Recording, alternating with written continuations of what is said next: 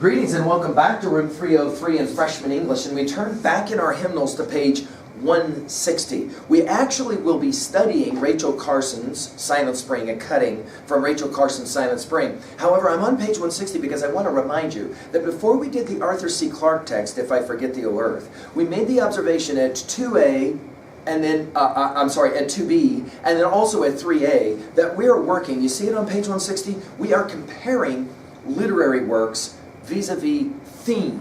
So let's make sure we've got it in our notes right now. At 2b, write it down. We are looking at what we think the theme of the text is. Now again, what is the theme? The major message, okay? Now we of course know how to do that at 2a. So we'll be paying attention to, obviously, what's the major theme, what's the thematic stuff that's going on here. At 3a, we are going to compare this text, a cutting from Silent Spring. Why cutting? We'll get into it in a moment. With this text that we looked at a few minutes ago, Arthur C. Clarke's If I Forget Thee, O Earth. We're going to ask about these two texts. Okay, how are they similar? Obviously, how are they different? But how are they similar? And in thematic terms, how are they similar? What are they both trying to say? Now, before we get on to it, let's go to page 161. Let's remember this question about can truth change as being the Unit 1 question. All of the readings that we're messing with in Unit 1 has something to do with this debate about the sustainability of an idea called truth. Is it the same all the time, or does it vary and change over time? We now will meet Rachel Carson. Let's jot down a couple of notes about her. Notice her dates, 1907 to 1964. Okay? And most importantly, for Rachel Carson, she is the author of a text called Silent Spring. Now, we're only going to read a little bit from this, but my hope is that maybe you're interested in a text like Silent Spring, and you pick it up and you read it on your own. Let's read a little bit about Rachel Carson. Even as a young girl, are you reading with me? I'm on 161. Even as a young girl, Rachel Carson thought of herself as a writer, and she entered college to pursue the goal. Once there, she renewed an interest in nature, switched her major to marine biology, and later earned a master's degree in zoology. So let's write it down. Like Clarke, okay, like Arthur C. Clarke, who we worked with If I Forget Thee, O Earth, Carson also comes out of the science background. Right? I'm fascinated. Can I just say this for a moment? I'm fascinated that often when freshmen arrive at Welland High School, they will say things like the following. I really like English, but I hate science. I really like art, but I hate math. I really like to do math, but I hate history. Can I point out something? When you are studying the Pythagorean theorem in math, you are studying history. There had to be a cat named Pythagoras before there was a Pythagorean theorem. Do you got me? The disciplines that you study in your freshman year, especially in the four core areas of math, of science, of history, and of course of English with me, all of those somehow go together. So in other words, Rachel Carson loves science, but she's also a writer. Right? So as we move into our study now of this text, let's pay attention to the fact she's got a background in science. She wants to share some important information with us, and she's going to do that through her writing. Let's keep reading. She is an environmental activist. Carson had long been worried about the overuse of pesticides. Quote, she says, everything which meant most to me as a naturalist was being threatened, end quote. And she felt that the most important thing that she could do was publicize the facts. Silent Spring became one of the most influential environmental books ever written. Carson died of cancer before she witnessed the major impact of her book. If today there is a debate about environmentalism, about global warming and the like, much of it is traced back to Rachel Carson. Since that is true, and it is true, let's put this in our notes about this woman. She is one of the most loved and revered writers in the environmental world. She's also one of the most hated and despised and feared. If you don't believe in global warming and you don't believe in the ideas that the world is getting warmer because of man's technology, Rachel Carson is for you one of the people who started this whole movement and has created all of these people in that view anyway, who are really kind of upset for no real reason. Carson, we won't get into that political debate. I let you make your own decisions about that. But what we want to look at is Rachel Carson as writer. And so now let's turn to the text itself. So we're now going to pay attention for a few minutes to this text called Silent Spring. Notice on page 167, it is from Silent Spring. Of course, it's a large book, so we're only getting a small cutting from this one, okay? Now, in this excerpt, right, we're going to hear Rachel Carson's warning. Now, write that down right away. That's exactly what she's doing. She is giving a warning about how, now this is not about nuclear holocaust like the Clark text. This is rather about how the use of pesticides threatens our environment. Now, of course, we live in an agrarian community, right? And so we're all together familiar. Right outside of our school building, in fact, within a stone's throw, you can see those fields out there, yes, that grow stuff every year. So every time you drive by one of those fields, Rachel Carson wants you to ask a simple question. Something's growing out of the ground. What helped that something grow out of the ground? Was it chemicals? Was it pesticides? That is to say, for your notes, technology. This is where we will join the two readings together. Humans use technology for any number of things. One of the things humans use technology for is growing our food. Now, of course, a nutritionist will tell you that this is a source of some serious concerns because of all of the stuff, technology, all of the stuff that gets used to grow your food, that stuff, when it goes into your body, of course, can have interesting kinds of things happening to your body, right? Okay, and nutritionists will say, you got to be a little bit more intelligent about the kinds of things that come into your body, and you need to be paying a little bit more attention to the way your food is grown, etc., etc., etc. And of course, the whole organic food movement is in large measure, again, a tribute to the work of Rachel Carson. To continue now, at the time Carson writes this stuff, most people had little idea about the unintended harm of these chemicals. In the tradition of many writers who have a lesson to teach, Carson will introduce her ideas in the form of a fable. So let's write this down. This is a fable. Now let's define fable really quickly at 2b. A fable is a story which you know when you hear it is probably not true as in it actually happened. But it is a story that carries with it some kind of implication. All right? There's a meaning. Or we might even say for fables, often like with the Aesop fables, there is a moral to the story. All right? Okay, now we're going to pay attention now to our reading. I challenge you to just follow along. Rachel Carson's Silent Spring. From Silent Spring by Rachel Carson. There was once a town in the heart of America where all life seemed to live in harmony with its surroundings. The town lay in the midst of a checkerboard of prosperous farms, with fields of grain and hillsides of orchards, where in spring white clouds of bloom drifted above the green fields. In autumn, oak and maple and birch set up a blaze of color that flamed and flickered across a backdrop of pines. Then foxes barked in the hills, and deer silently crossed the fields, half hidden in the mists of the fall mornings. Along the roads, laurel by Burnham and alder, great ferns and wildflowers delighted the traveler's eye through much of the year. Even in the winter, the roadsides were places of beauty, where countless birds came to feed on the berries, and on the seed heads of the dried weeds rising above the snow. The countryside was, in fact, famous for the abundance and variety of its bird life, and when the flood of migrants was pouring through in spring and fall, people traveled from great distances to observe them. Others came to fish the streams, which flowed clear and cold out of the hills and contained shady pools where trout lay. So it had been from the days many years ago when the first settlers raised their houses, sank their wells, and built their barns. Then a strange blight crept over the area, and everything began to change. Some evil spell had settled on the community. Mysterious maladies swept the flocks of chickens. The cattle and sheep sickened and died. Everywhere was a shadow of death. The farmers spoke of much illness among their families. In the town, the doctors had become more and more puzzled by new kinds of sickness appearing among their patients. There had been several sudden and unexplained deaths, not only among adults, but even among children, who would be stricken suddenly while at play and die within a few hours. There was a strange stillness. The birds, for example, where had they gone?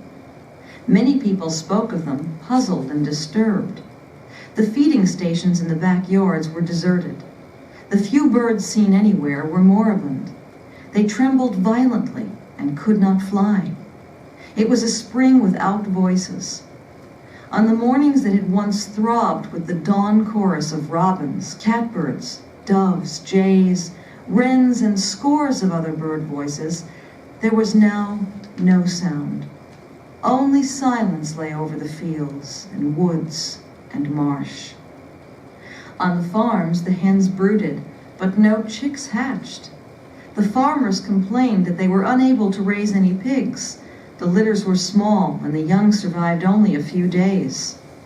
The apple trees were coming into bloom, but no bees droned among the blossoms, so there was no pollination, and there would be no fruit. The roadsides, once so attractive, were now lined with brown and withered vegetation, as though swept by fire. These too were silent, deserted by all living things. Even the streams were now lifeless. Anglers no longer visited them, for all the fish had died. In the gutters under the eaves and between the shingles of the roofs, a white granular powder still showed a few patches. Some weeks before, it had fallen like snow upon the roofs and the lawns, the fields and streams. No witchcraft, no enemy action had silenced the rebirth of new life in this stricken world. The people had done it themselves. This town does not actually exist, but it might easily have 1,000 counterparts in America or elsewhere in the world. I know of no community that has experienced all the misfortunes I describe. Yet every one of these disasters has actually happened somewhere, and many real communities have already suffered a substantial number of them. A grim specter has crept upon us almost unnoticed, and this imagined tragedy may easily become a stark reality we all shall know. Now let's begin with a motif, an understanding that in a lot of texts we have what's called the prophetic tradition. The prophetic tradition. So let's start there at 2b. What do we mean? Well, what is a prophet? Well, we kind of often think about a prophet as someone who is going to try to tell us something that's coming in the future. Now, it has something to do with what's going on now. But the thing that's going on now has implications for the future. And it is the future that the prophet is trying to explain. Number 2, let's go to Greek mythology. And let's remind ourselves at 3a of the famous, call it a type, a motif, the famous Cassandra. Cassandra was an important voice in Greek mythology.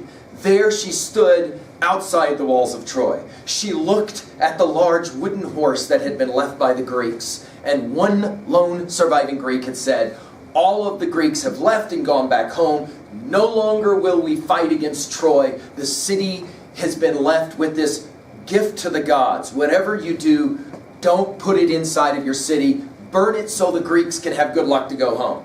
The silly Trojans, Aeneas will call the Trojans, he was one of them in the Aeneid, is silly. He says, "We did the unthinkable. We broke down our huge walls that had saved us for 10 years in the battle against the Greeks. We pushed that horse inside of the city."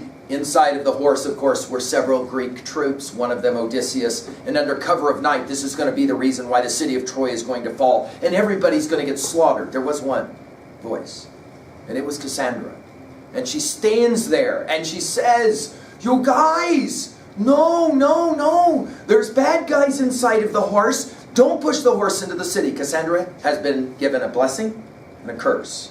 The blessing, she always tells the truth, and she knows the future. The curse, nobody believes her. Everyone laughs at her and says, you're right. There's people. And of course, the city of Troy will fall in utter devastation. Now, why are we going to bring up this notion of the prophet? We could think, of course, of Tiresias if we wanted to talk about it in Greek terms as well. That blind prophet is always telling the future. And as well Cassandra. Because Rachel Carson is going to play a game in her text. Now, it is, of course, a serious game, so don't get lost by the word game. Make no bones about it. Even though she begins with a little almost childlike fable, Rachel Carson is playing a very serious game with us. There's two parts to this reading. Let's identify them quickly at level 1. Part 1. We have a little story. They're literally a once upon a time story. Once upon a time, there was this amazing little town. Notice at the beginning of the story, let's turn now to it on page 167. In the heart of America. Notice the word heart. What's significant about the use of the word heart? Write that down. Carson is genius with her word selection. Why would she use the word heart? We talk about it, of course, today even as the heartland of America.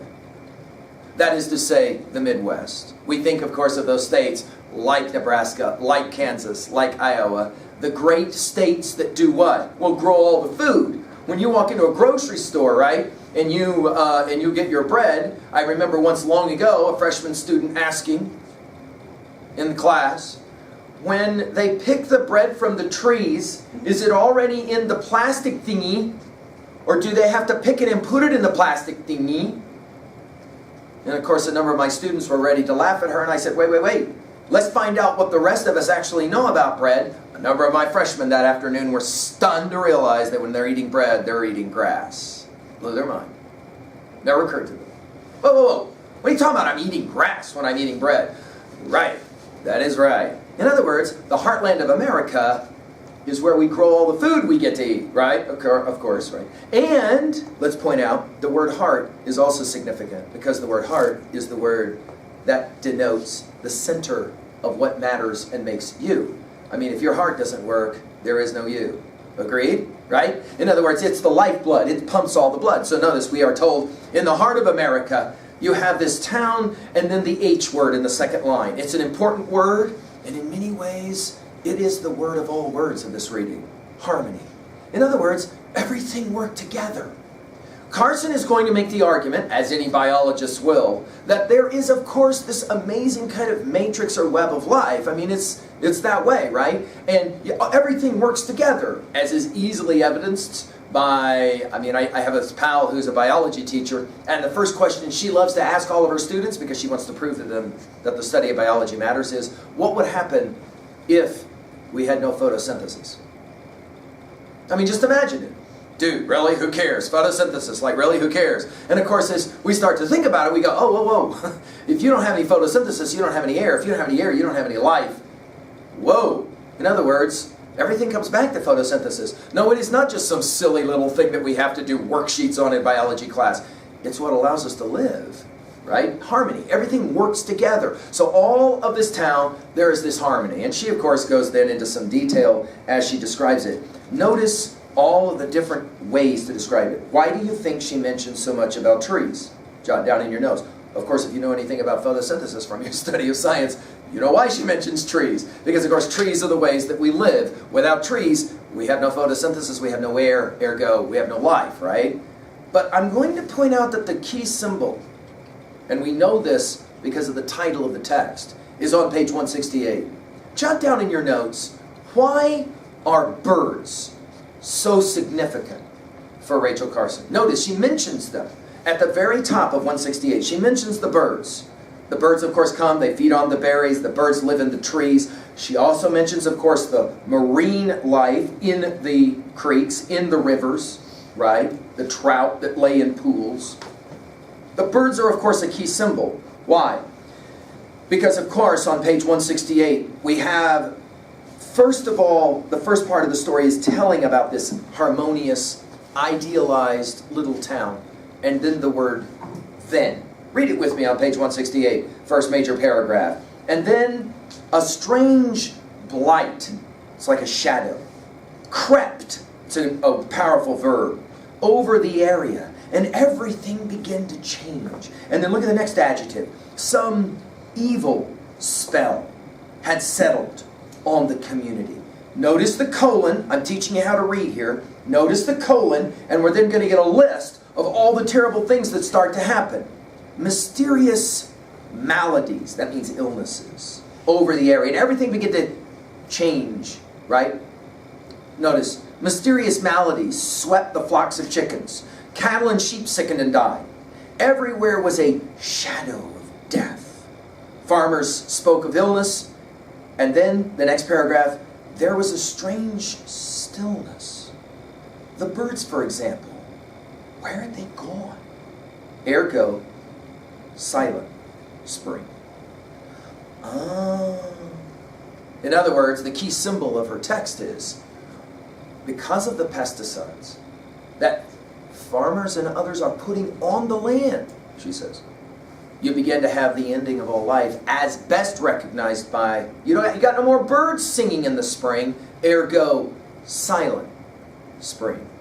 It's an interesting thing if you read this text at all. You have a tendency to, in the spring when you hear birds, be reminded of it, especially those birds in the morning as they start to sing and they're really loud, right? All those birds are proof, evidence of life. And here, everything goes silent. The word moribund is used. It just means death. And then again, only silence lay over the fields and the woods and the marsh. And then, all the trees, right? She mentions all the trees. The apple trees, right, start to die. Everything, all the trees start to die. Again, more evidence. These two were silent, deserted by all living things, she says. The roadsides, the streams were now lifeless. Top of page 170. And then a white granular powder is her referencing to the pesticides. And then finally, no witchcraft. It's an interesting line on page 170.